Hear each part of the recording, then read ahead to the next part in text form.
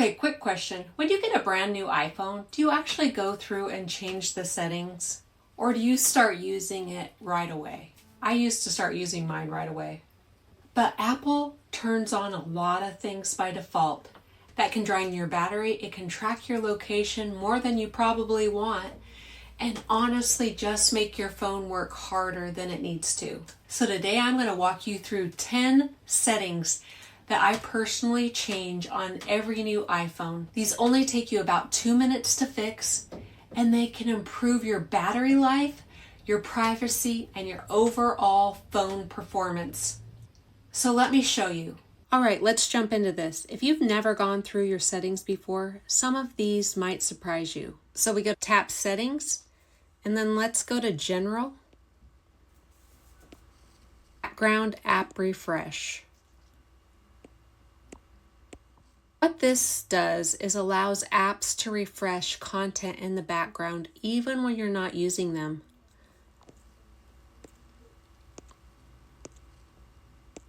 So things like social media apps, shopping apps, news apps, they're constantly updating and pulling data all day long. If you want maximum battery life, you can actually turn this completely off, or you can leave it on and just turn off the apps you don't care about, which is what I did.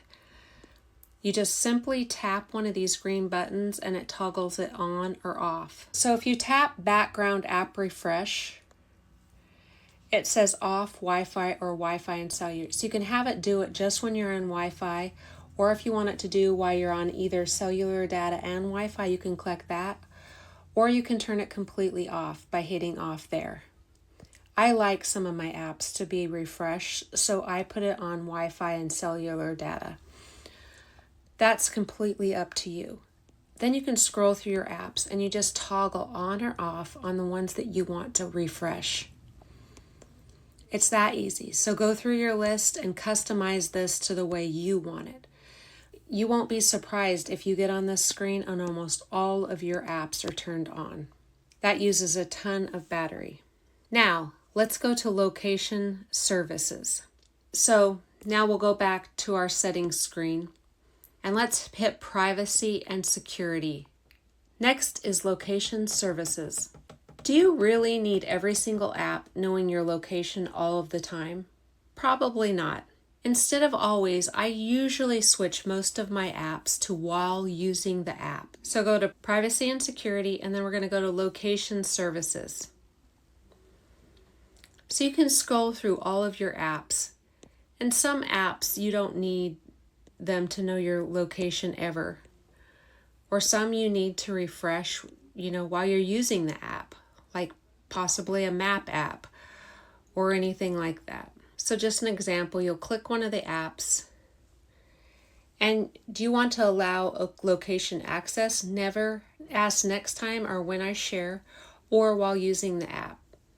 And I most of the time will put while using the app if I need it.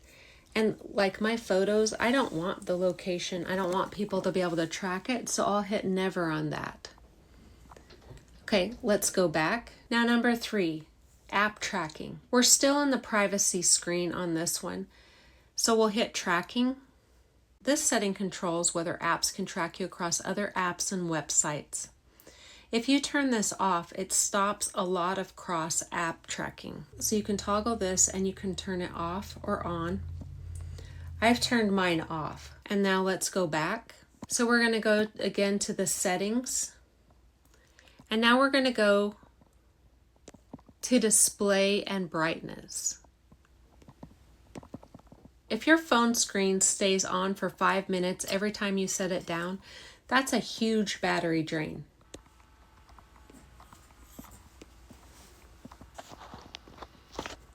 So here you can see you can do it 30 seconds, a minute, 2, 3, 4, 5, or never.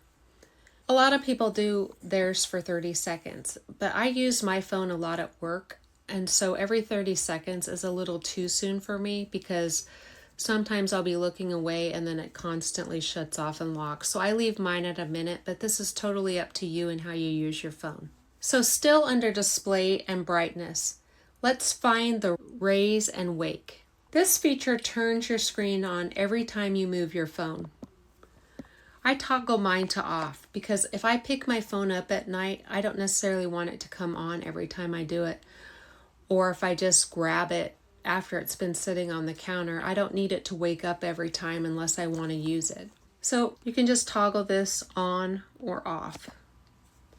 It's a huge battery drain as well. Now let's go back to the settings. And this time let's go to notifications. Click it. This screen right here is why people feel like their phone is constantly buzzing. Go through this list and turn off notifications for apps that don't actually matter to you. So, if you don't need notifications constantly from your app, just toggle it on or off. You probably won't need alerts for half of the apps that you have. Now let's go back. Let's go to settings again. And this time let's go to camera. And this time let's go to format. If you take a lot of photos or videos, this setting actually matters. High efficiency, most compatible. High efficiency saves space. Pro formats gives you higher quality for editing, but they take more storage. So choose this based on your storage and how you use your camera. You can change it to most compatible or high efficiency. I actually do a lot of photos, so I leave this setting on mine. But if you don't or don't need the high quality, turn this down and it will save you a lot of storage. Now let's go back. Number 8, let's do the keyboard haptics. So let's go to settings. And let's go to sound and haptics. This one always surprises people. Toggle the haptic.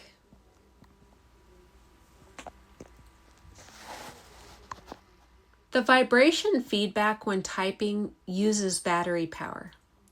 So if you're trying to squeeze out more battery life, you can turn this off.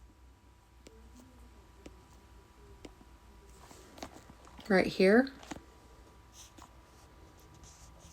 If you want the sound, if you want the vibration, you can toggle it on or off. This will save you battery. Now let's go back to settings again. Number 9, let's do the analytics and improvements. So we're going to go to settings and let's hit privacy and security.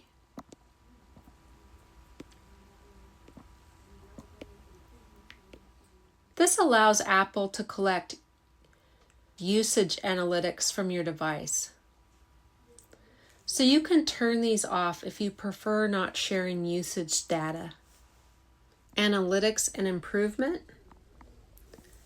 If you want to share it, turn it on. If you want it not to share, you can turn it off. You can go through that whole list and decide how you want that to work. Now, let's go back. Number 10, let's go back to settings.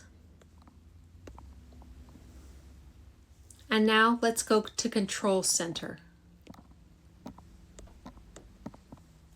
This lets us customize the tools that appear when you swipe down.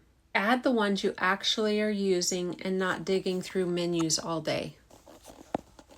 So with this, if you hold down, it will have the negative or the positive. If you want to delete an app, you simply hit the negative. Or if you want to add, you simply hit the plus sign, add a control, and it lets you go through a list and add the apps that you want for easy access from your Control Center menu. So just like this, say you want an alarm, you click it and it's right there. If you want to take it off, simply do that. So those are 10 quick settings that I recommend checking on any new iPhone. If you want more tips like this, subscribe because I'm testing the iPhone pretty hard this week.